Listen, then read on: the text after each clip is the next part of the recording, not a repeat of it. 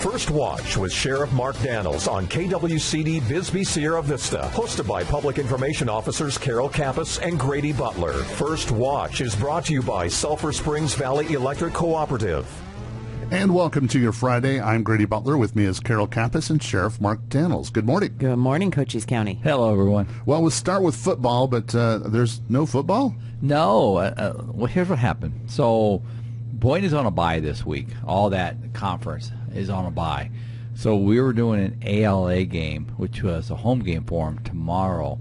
Well, based on field availability, because their field's not ready, they're at the new high school, they were going to play tomorrow at the old Patchy School off MLK. Well, I'm not sure what happened. They got bumped or whatever, so they had to bump the game till last night.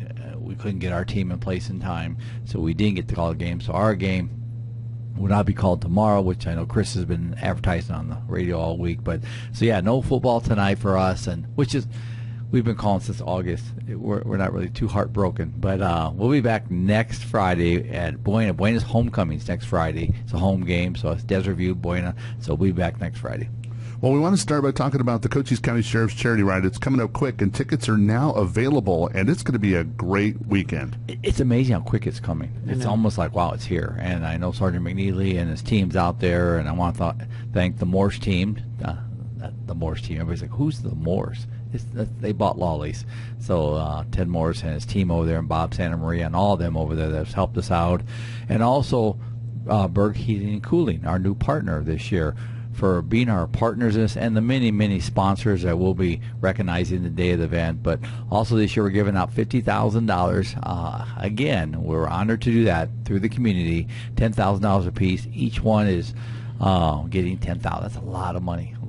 So Just Kids Inc. is one of them. Cochise Serving Veterans, Benson Douglas Shop with the Cop. That's all. We all come together to help our kiddos.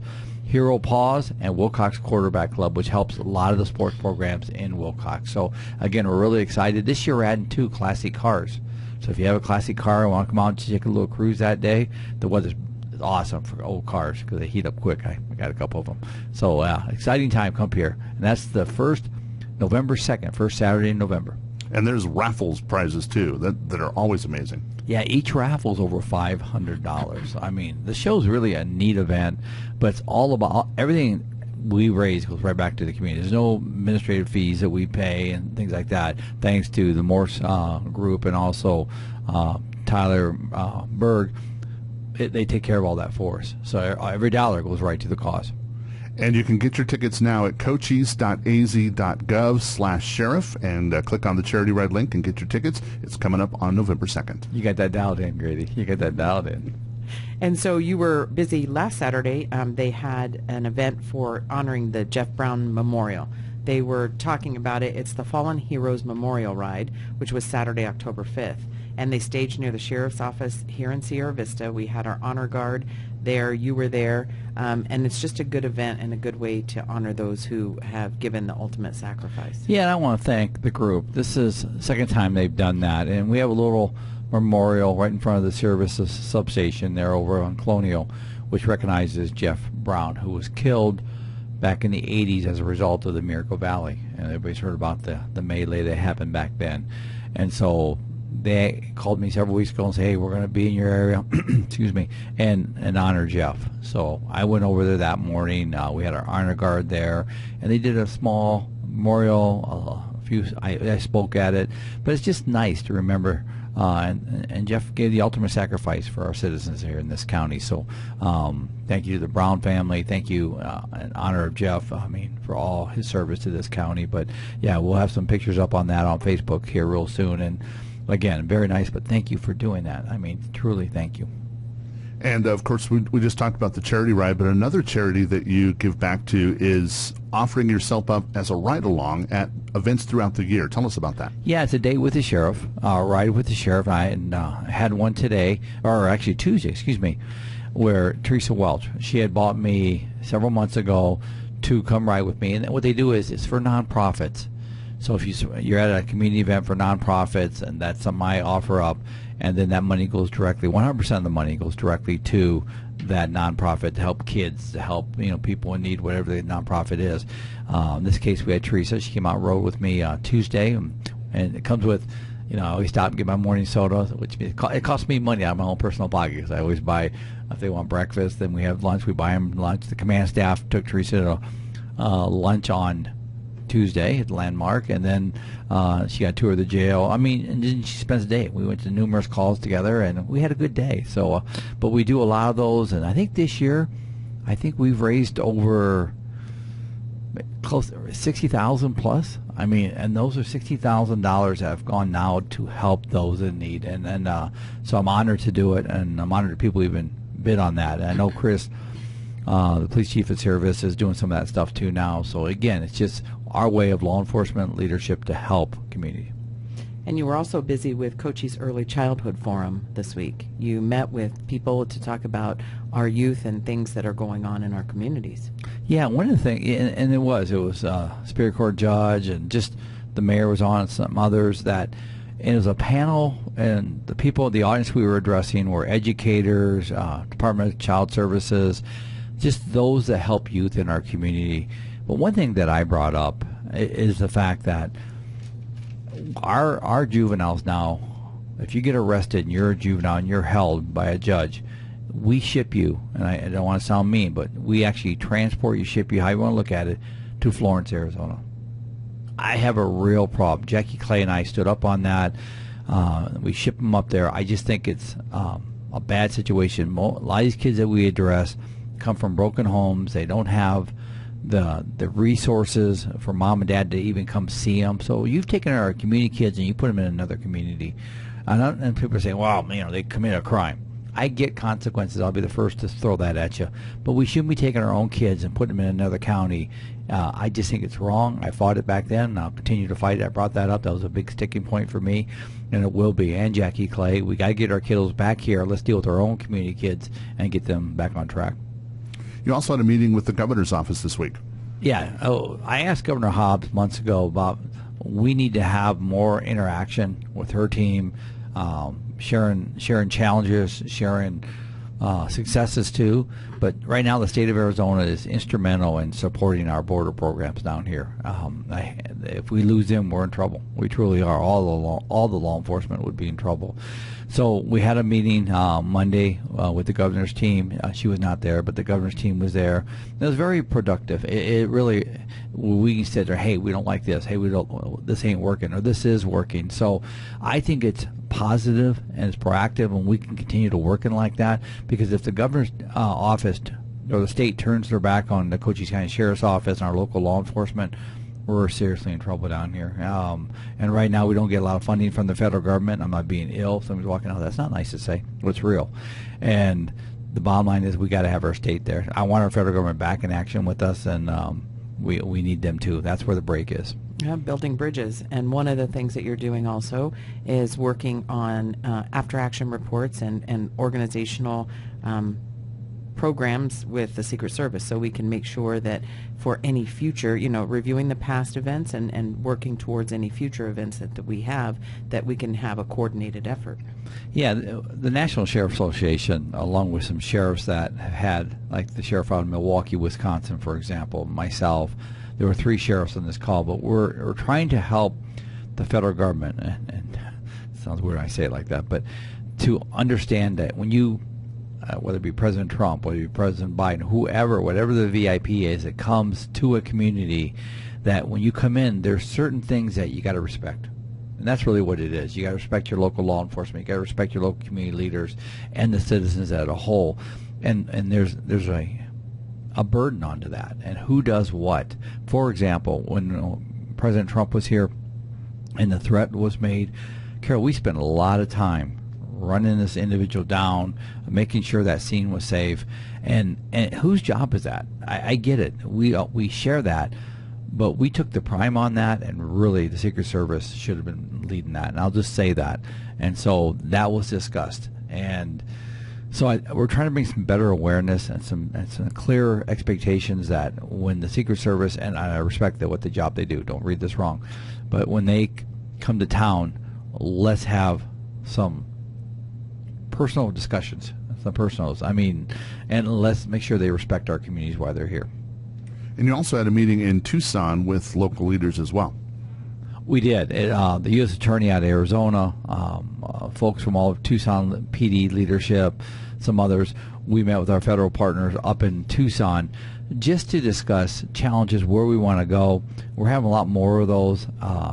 Since I chair the Alliance to Combat Transnational Threats and then the many sheriff's groups, I'm at a lot of these meetings now. But again, it's just to make sure that we're addressing community needs with the federal government. Something I think is absent in most of our conversations, which I remind them of that, is we have to work together. We have to have, because at the end of the day, it's all about communities. And if you put communities aside, we're going to be in trouble. And that's where the frustration lies with police chiefs and sheriffs.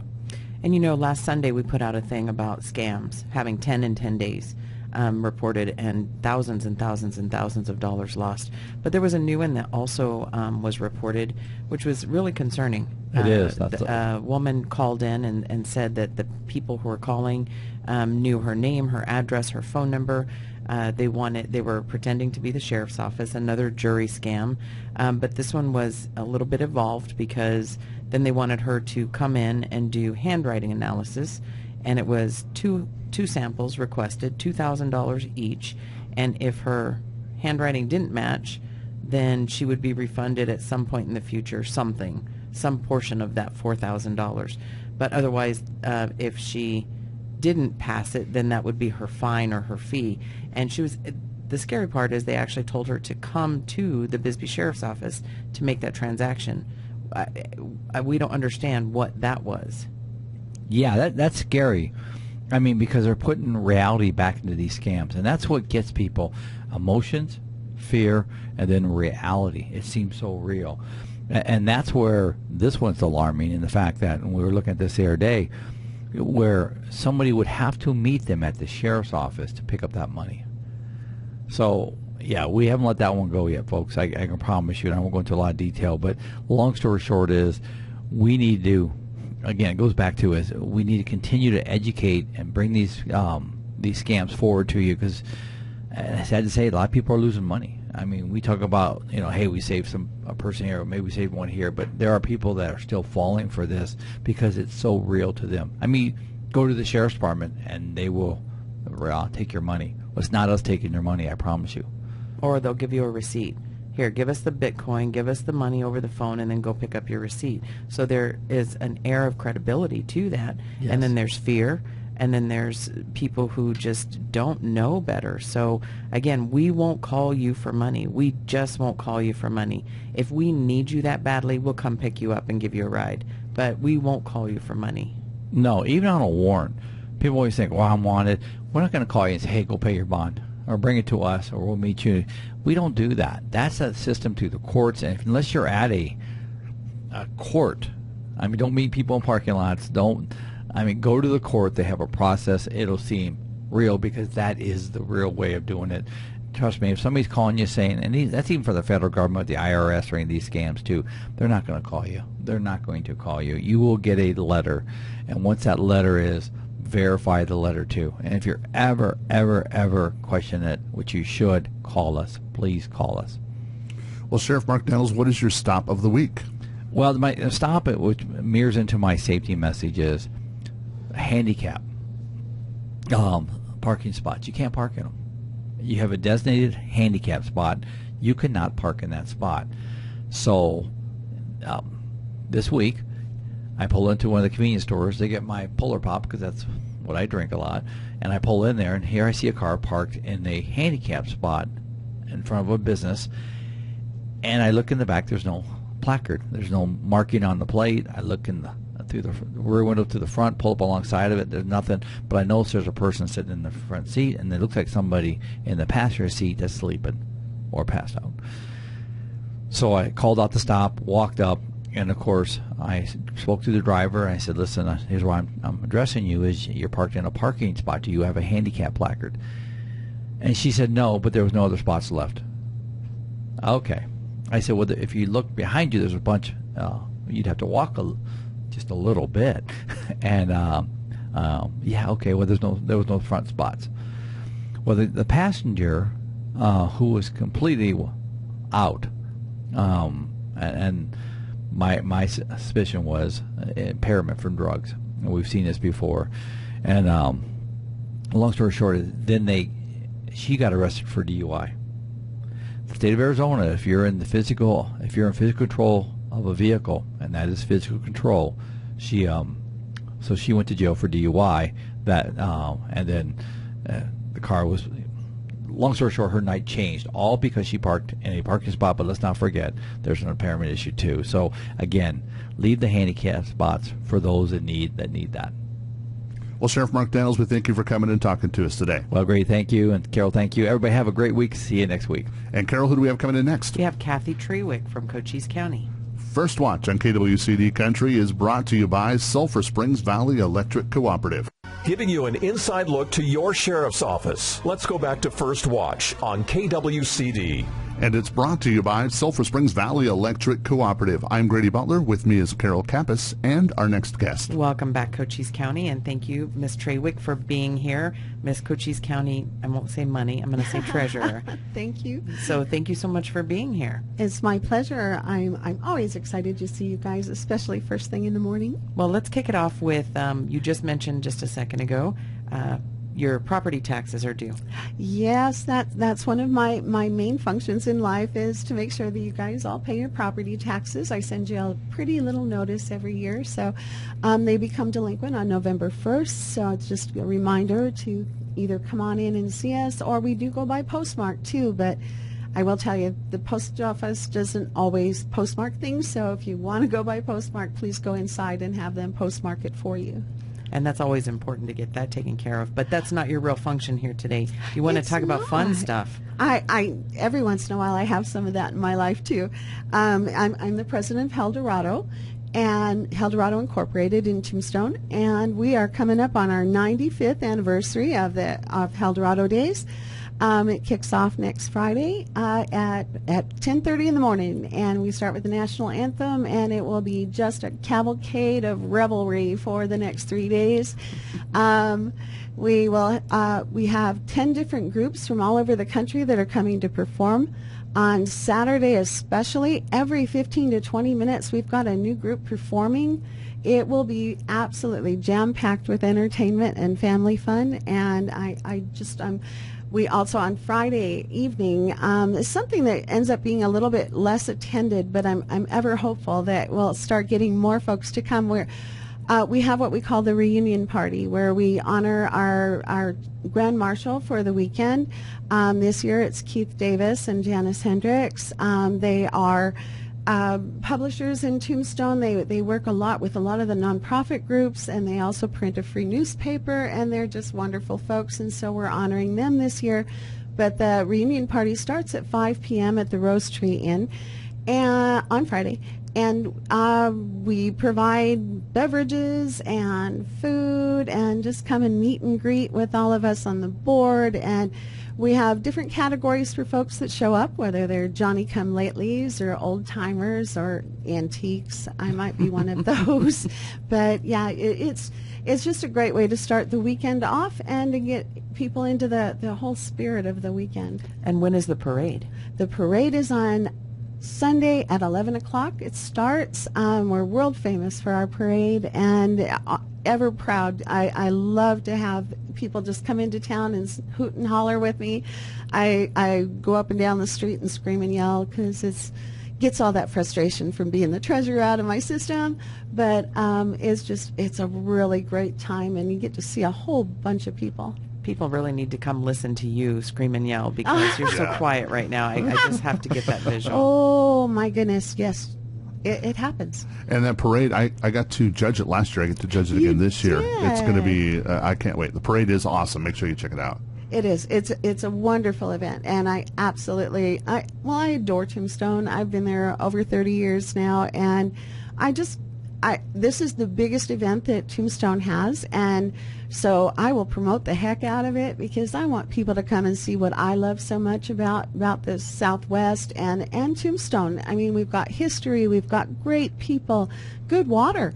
These are important things in the Southwest, and I just want people to come and take a little time and spend time with their families, enjoy a little bit of craziness, the old Wild West shootouts and saloon girls and things that may be a little risque, But it's a really great time. And, you know, we're coming up on 100 years of this. It was started in 1929.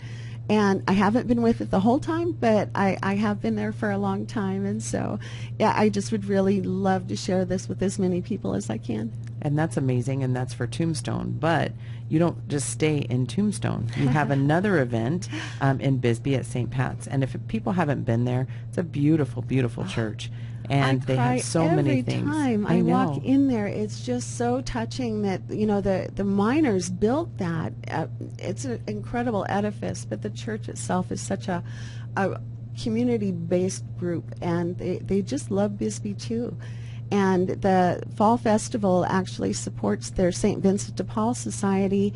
And my chief deputy, Maria Pitzlin, she's always involved in stuff. So between the two of us, October is just like tough because we've got tax season and then we both are involved in these big events. But I do want to just give a kind of a quick thing because St. Pat's Fall Festival used to be 2 days or 3 days. Back in the, well, we won't go that far because I'm old, but it's now only on Saturday. And so if you're looking to get your really fabulous food fix, be sure and go on Saturday to St. Pat's. It's on Tombstone Canyon in Bisbee. But they oh my gosh, their chili rellenos, to die for. And they have all kinds of amazing fun things too. They have a cakewalk, they have a raffle, the silent auction, the sweet tooth booth, kids games. I mean, it's just a really big event for them to raise money for their organizations too. And that's tomorrow. That's tomorrow. Okay. So, you know, go and have some fun at St. Pat's this weekend, and then come to Tombstone and blow out the rest of your fun needs for Eldorado.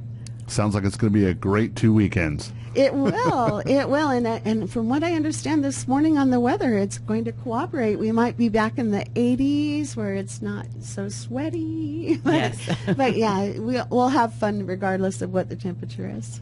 Well, Kathy Trewick, we thank you for coming and talking to us today. It is my pleasure. Thanks for letting me come. And Carol, who do we have coming in next? We have Steve Boyce from Horsing Around Rescue. First Watch on KWCD Country is brought to you by Sulphur Springs Valley Electric Cooperative. Giving you an inside look to your sheriff's office. Let's go back to First Watch on KWCD.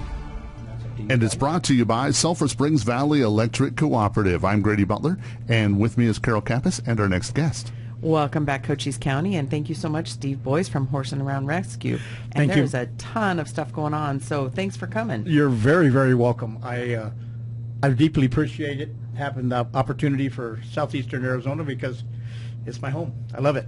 Well, you have an annual open house coming up. We have our annual open house that is on the 19th, which is next Saturday. It's from 10 to 2. We have lots of things that are at the open house. We have Wes Taylor, who's coming in to do a horsemanship presentation, and it's more of a science-based thing about horsemanship.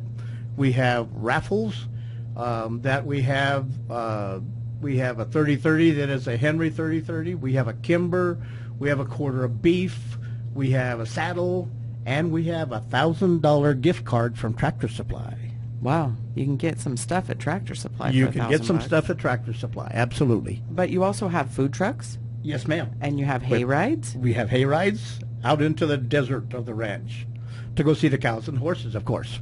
Well, and see, you have all of those things going on, so it's good family fun. It is great family fun. And you can get to see what's going on out there. Right, and you can come look and see what we're doing, you know, just for the little things that we do around the ranch. And the support we've gotten from Cochise County and the people in the area is tremendous. And I really, really deeply, deeply appreciate it.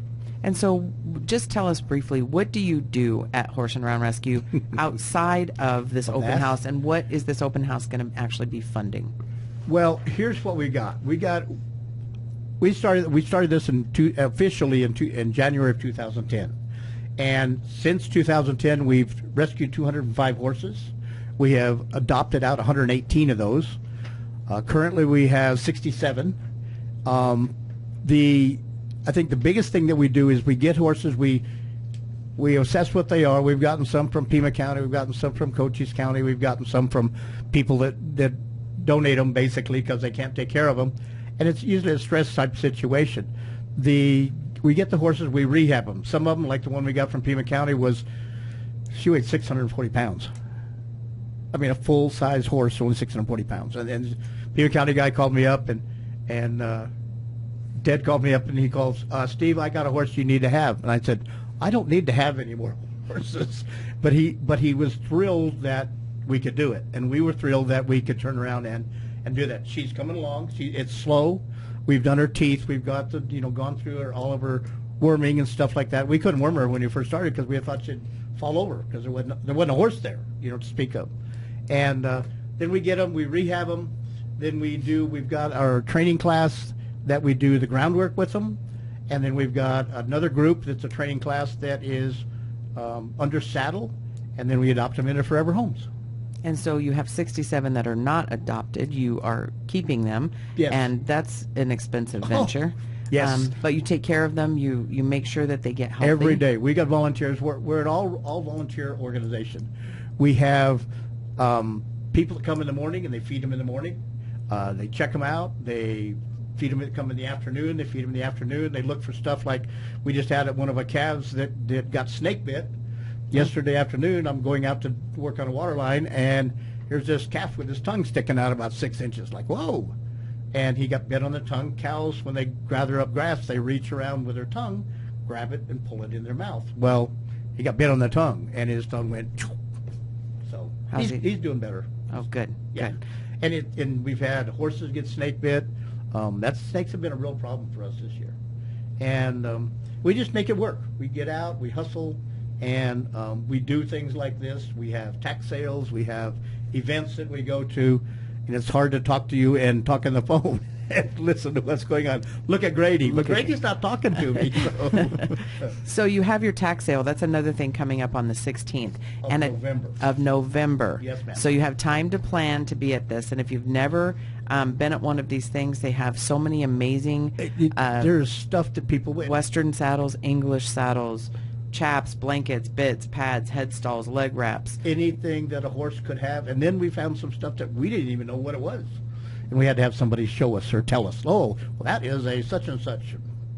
Right. They have different kinds of bits that they use on English horses. I've never been around many English horses. And yet, here's this bit that I looked at this. Oh, it was what do they call it? Scissor bit. I said, that looks really, really cruel. So we didn't sell that. We put that in the junk pile. Oh, good, good. Well, a scissor bit pulled sideways on their mouth, and it's bad. Well, before you go, let's invite everybody to your open house one more time. Okay, the open house is Saturday the 19th from 10 to 2. We have lots of other people coming too, by the way. Sheriff's Department, I understand, is coming, but I don't know for sure. The Border Patrol is going to be there. There's going to be vehicles. There's going to be food trucks. There's going to be silent auctions. A bunch of first responders of Palominos Fire Department guys are coming, and ladies are coming, and it's going to be a tremendous, just fun, for everything. Well, we appreciate what you do for our community, and we look forward to your event, and thanks for coming and talking to us today. Thank you so very, very much. I really deeply appreciate all your help. You bet. And when you want to come drive horses again, you need to get out to come see us. Yes, because he taught me how to... You haven't got to do that. Yeah, it's fun. I'm going to have to do it. Yeah, it's fun. All right. Thank you guys very, very much. And Carol, who do we have coming in next? We have Michelle Rutherford, and she's going to talk to us about SACA and the Golf Classic. First Watch on KWCD Country is brought to you by Sulphur Springs Valley Electric Cooperative. Giving you an inside look to your sheriff's office. Let's go back to First Watch on KWCD. First Watch is brought to you by Sulphur Springs Valley Electric Cooperative. I'm Grady Butler. With me is Carol Kappas and our next guest. Welcome back, Cochise County, and thank you so much, Michelle, for being here. And you're going to be talking about SACA. Yes, thank you, Carol and Grady, for having me on this morning. So we've got Southeastern Arizona Contractors Association. They've been around for, 30, almost 40 years probably now. And they are basically the voice for the local contractors. So we go to the IAC meetings up in Phoenix with the Registrar of Contractors, and we have a representative there to be the voice for any of the concerns for the local contractors down here, which are a lot of them are our members. And then we find out what's going on, any new legislation that's coming up that's going to affect our rural contractors, and we'll bring all that information back to them. We also, will take a stand if there is something coming into place that's going to affect the local contractors in a negative way and have a negative impact on them. The representatives of SACA, the board, will stand up and try and fight that to make sure that our contractors, that they can continue to build here in Sierra Vista and help grow Sierra Vista and Cochise County. So we have a charity golf classic that we hold annually. This is our 19th annual charity golf classic. So it's October 25th at Mountain View Golf Course, and check-ins at 7 o'clock, registrations at 8 o'clock.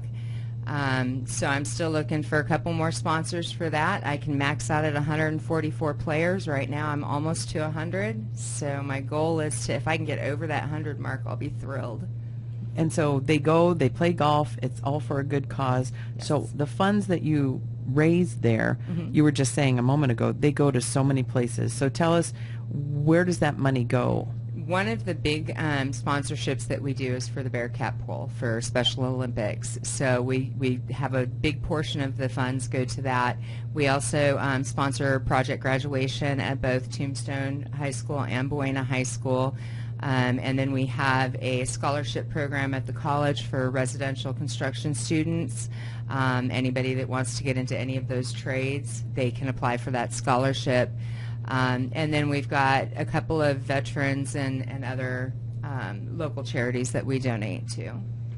So go ahead and invite everybody out to your golf tournament and tell us how to get a hold of you or get tickets or contact you, whatever we need. All right. So we're still looking for players and sponsors. Our golf tournament is October 25th at Mountain View Golf Course. Shotgun start at 8 a.m. We've got some cool awards this year. If you want to register for that, you can go to Birdease, it's BIRDEASE.com/SACA Golf. Or you can go to our Facebook page. It's posted all over our Facebook page, and that's at SACAAZ. Facebook, or SACAAZ.org is our website. So, or you can call me at 520-458-0488, and I'll get you registered. I want to max out that number of players this year. All right. Well, we thank you for coming and talking to us today about the golf tournament. Thank you guys for having me on. And Carol, how do they get a hold of us at the Sheriff's Office? You can reach out at 520-432-9500. That'll take you into our main office, and we can get you directed where you need to be. Or you can follow us on our social media sites, Cochise County Sheriff's Office, Sheriff Mark J. Daniels for our Facebook page, and that'll link you into our Instagram and our X account. First Watch on KWCD Country is brought to you by Sulphur Springs Valley Electric Cooperative. You've been listening to First Watch, brought to you by Sulphur Springs Valley Electric Cooperative. Keep up to date. Follow the Cochise County Sheriff's Office on Facebook, and tune in next Friday, 7 a.m. for First Watch right here on KWCD.